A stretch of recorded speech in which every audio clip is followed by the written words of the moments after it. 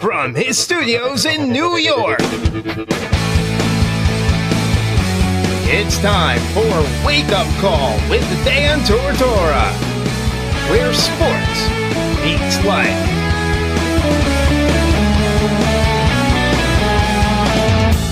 Here's your host, Dan Tortora.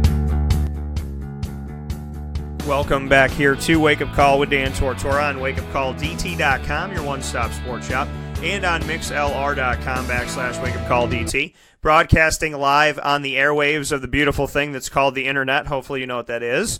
And the internet all over the world, you can listen to Wake Up Call with Dan Tortora. We're proud to have listeners from coast to coast inside of the continental United States, as well as outside and within Canada, Mexico, Spain, Italy, Russia, Germany, China. We appreciate everyone that we have had on this live stream, and we appreciate you tuning in. As always, everybody knows Florida's a second home to me, with the Jaguars, the Magic, the Florida Tuskers of old, as well as the constant coverage of UCF, USF, Miami, Florida State, and so on and so forth.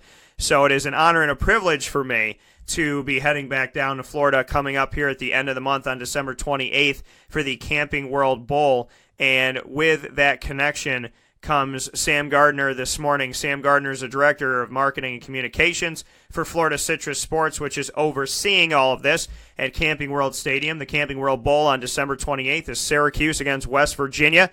So we got some bowl talk here on the broadcast today, which I'm very excited to bring to the show. And with that being said, for the first time on the broadcast is Sam Gardner. Sam, how are we doing today?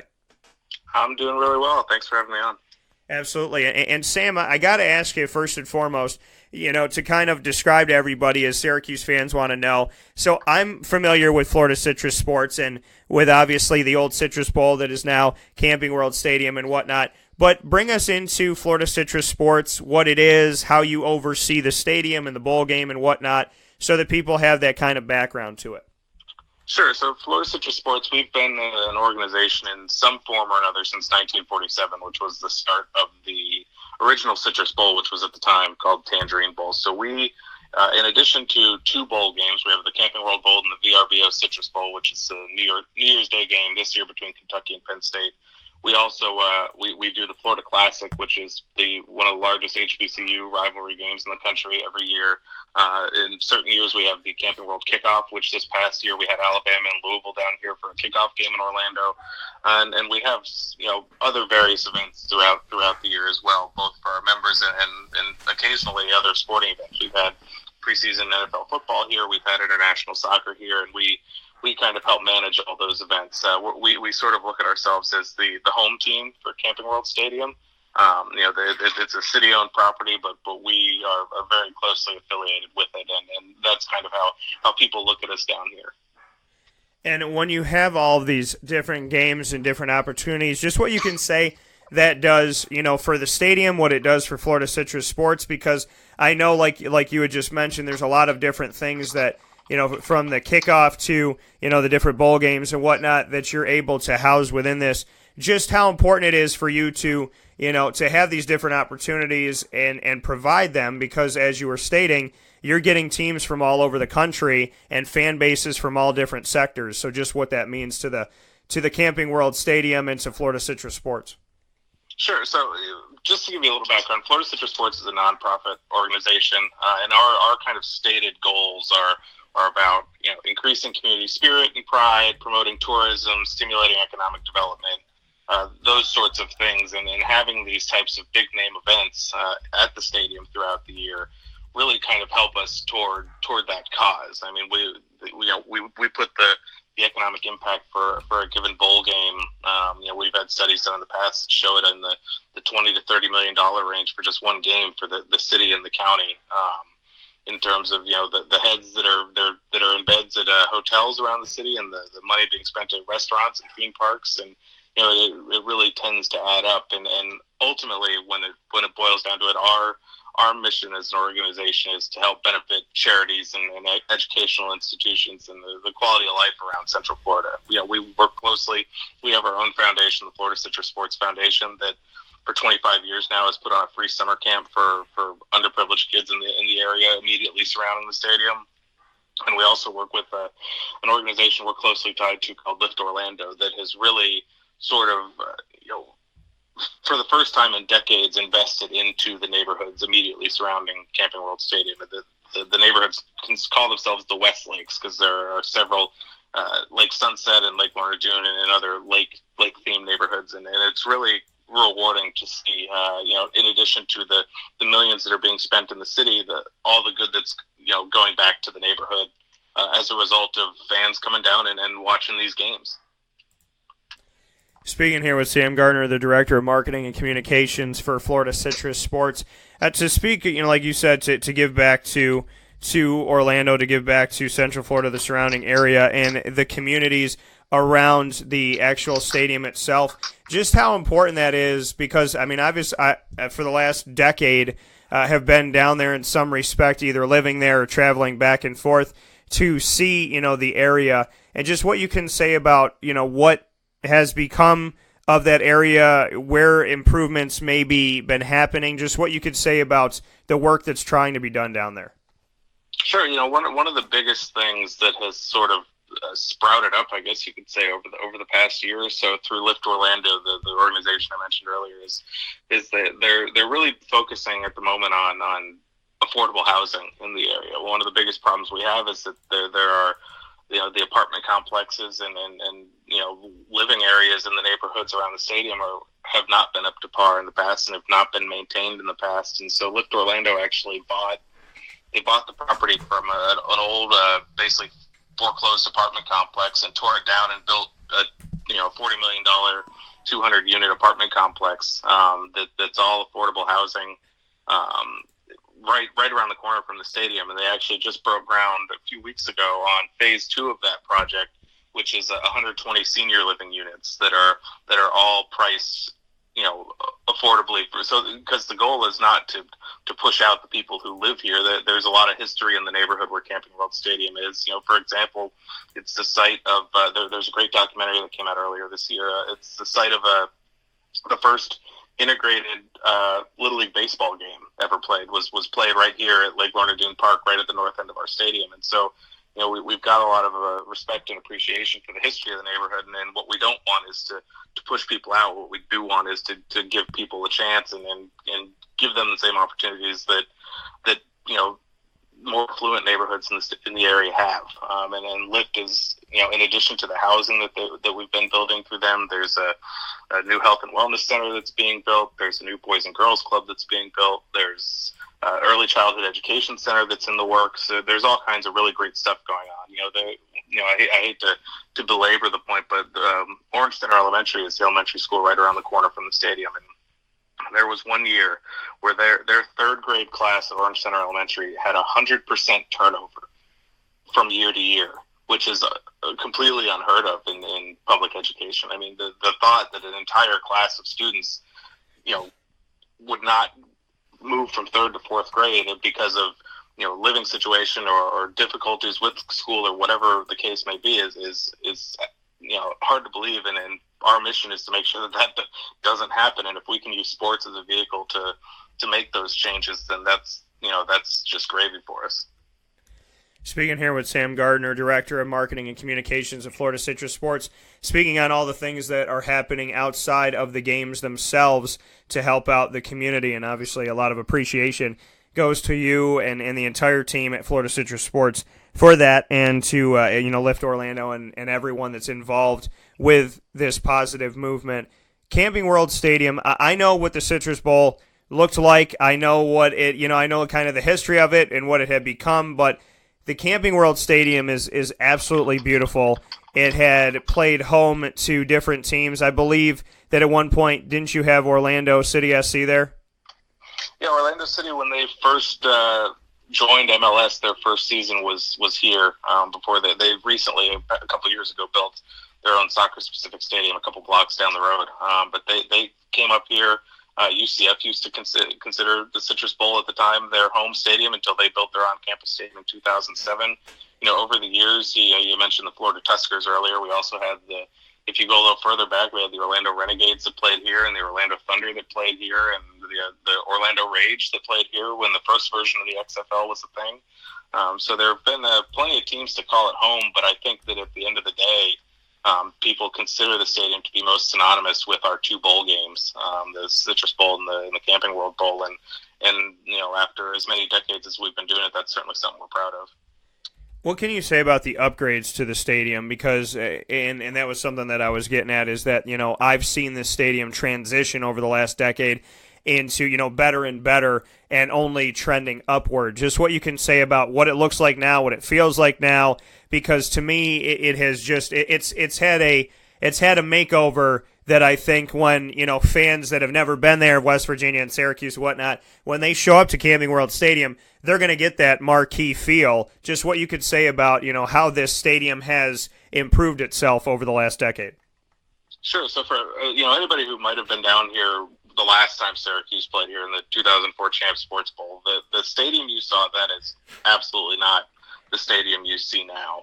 Back in 2014, we basically tore down the whole stadium and rebuilt it. Everything but the upper decks was demolished and completely rebuilt in 2014.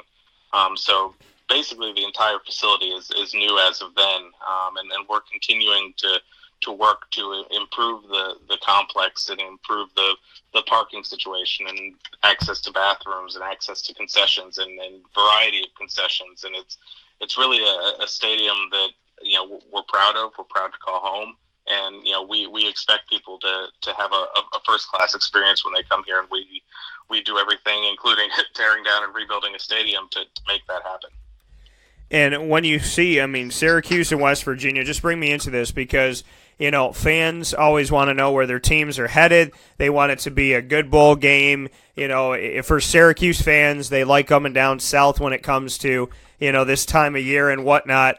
So there's so many different bowls now. It's not like it used to be. There's so many opportunities, so many chances all across the country. What made Syracuse, West Virginia feel right? And just, bring me into the process of finding out who these teams are going to be.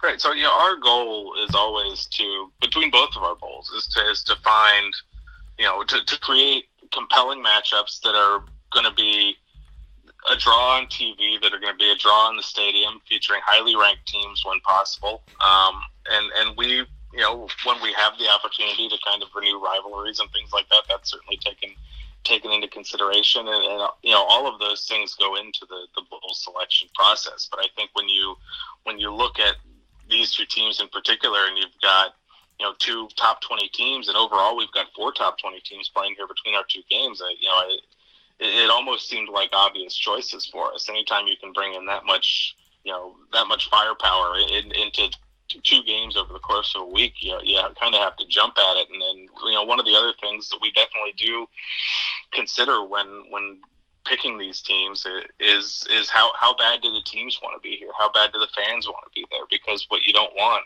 necessarily is a team that's not motivated to play. And I think in the case of Syracuse and West Virginia, you've got teams that are going to be excited to be here. And it's the same with Penn State and Kentucky. We've seen, especially from Kentucky in the VRBO Citrus Bowl and Syracuse in the Camping World Bowl, a lot of enthusiasm from fans on social media and on our website, asking through the chat feature, just questions about the games even before the teams were announced. And it's when you look at our two matchups this year, starting with the Camping World Bowl on the 28th, we couldn't be happier with the teams we've got coming here, and we expect and hope to see a great turnout from those Syracuse fans that you mentioned, who probably wouldn't mind escaping the cold for a few days to come down to Orlando.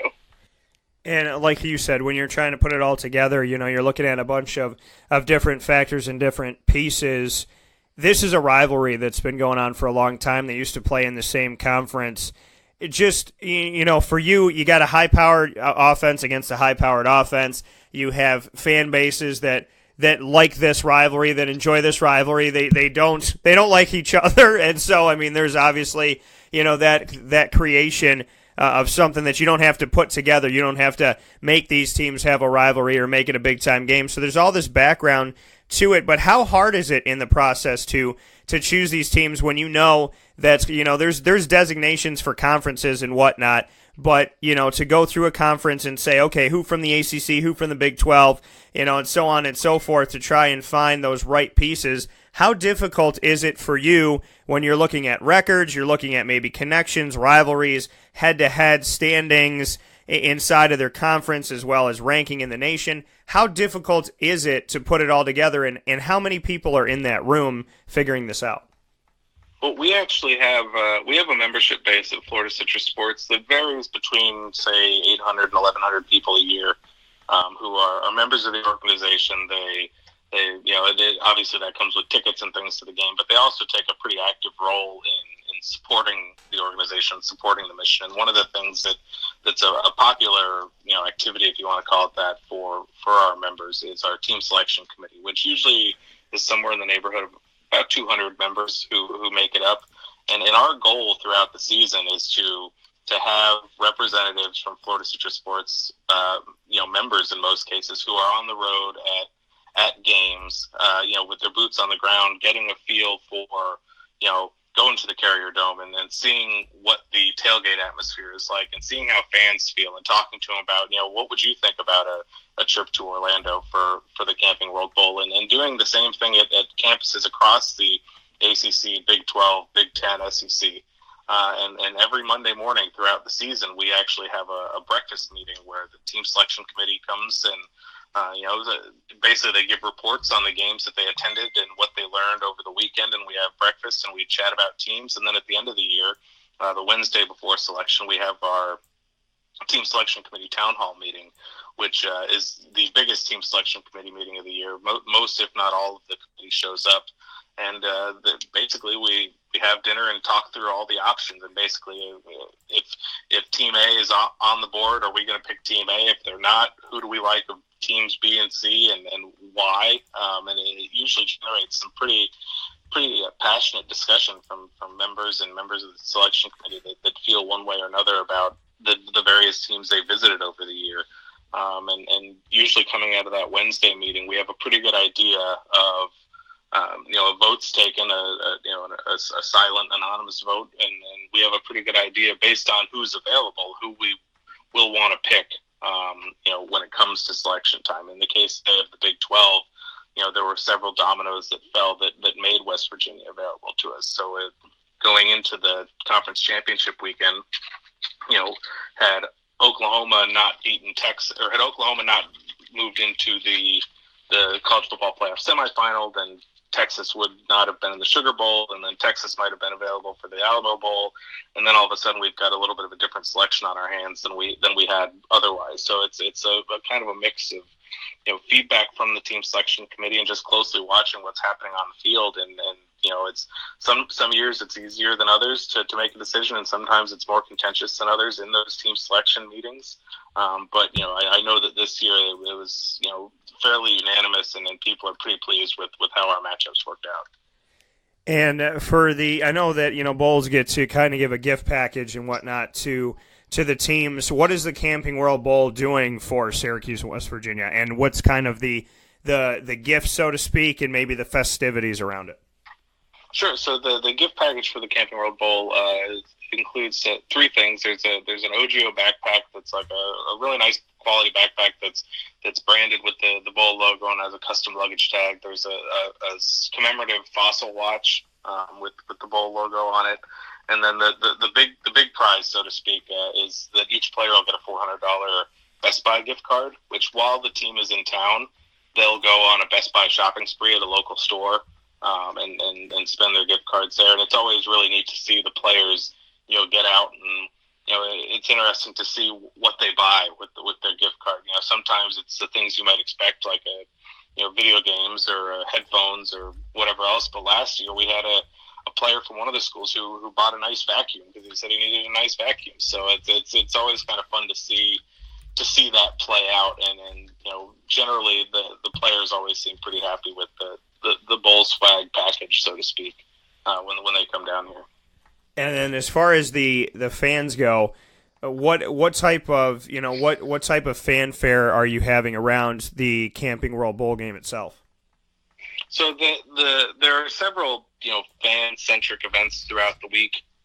We've got on the 27th, the night before the game, or the afternoon before the game, I should say, they hold a big pep rally out of Point Orlando, which is kind of a popular, shopping and dining complex out on International Drive here in Orlando, which is a popular, tourist sector of the city. So there will be a pep rally that afternoon. I believe that Syracuse is at 4:00 that day at Point Orlando, and they'll have the band and Coach Babers will speak, and it's usually a pretty fun outing that day. And then when it comes to game day itself, one of the things that we find people love, and that's why we do it every year, is we host alongside Mercedes-Benz in South Orlando, we host a VIP hospitality event prior to the game. And it's in a huge climate-controlled space adjacent to the stadium on what used to be Tinker Field, which, if you had been here in the past, it used to be a minor league baseball stadium. And there's food from Arthur's Catering, which is one of the top caterers in Orlando. There's free drinks, there's lounge seating, there's TVs, there's Wi-Fi, there's everything you could want in a tailgate, all in this climate-controlled space with access to our Fan Fest and access to the marching band performances pregame, and it's a really cool experience, and a really, it's $85 a head, but you absolutely get your money's worth in those VIP tailgates. And that's, when it comes to like my friends and family, that's where I drive them when it comes to how they spend their bowl day, because it's a complete experience prior to going into the stadium for the game. That coming from Sam Gardner, Director of Marketing and Communications for Florida Citrus Sports, overseeing Camping World Stadium and the Camping World Bowl, where Syracuse will take on West Virginia on December 28th of this year at 5:15 p.m. Eastern Time. Sam, appreciate having you on the show. Look forward to having you back, and also any other representation of the Camping World Bowl. But thank you for all that you're doing. Thank you for all the information and enlightening our fans that are tuning in and listening in that are excited about the game. And you don't have to sell me on Orlando, but to everybody else, I hope you come down for the Camping World Bowl, and we look forward to seeing you soon. Absolutely, yeah. Visit us at campingworldbowl.com, and then you can find information on everything I would have covered here and more. So come check it out. If you don't have your tickets yet, there's still tickets available. So we hope to see you and a host of others down in Orlando here in a couple weeks. Now, let me ask you really quick: how are ticket sales going? Do you know about as far as Syracuse, West Virginia, how things are going? I haven't gotten a particular update in the past several days, but I know the early sales were going very well. One of the notes that was passed along to me was that in the first 24 hours of sales, so immediately after announcement, they sold more tickets in the first 24 hours after announcing this game than they did in the past 3 Camping World Bowls combined. So there was some really great early interest, and I was reading some great things yesterday about the Syracuse AD speaking about their sales of their allotment. Sounds like it's going pretty well, so we're expecting a nice crowd, and hopefully the weather will cooperate, and we'll have a nice crowd and a good rivalry game here at Camping World Stadium on the 28th. That coming from Sam Gardner. Sam, I appreciate your time. I look forward to talking with you soon. Anytime. Thanks for having me.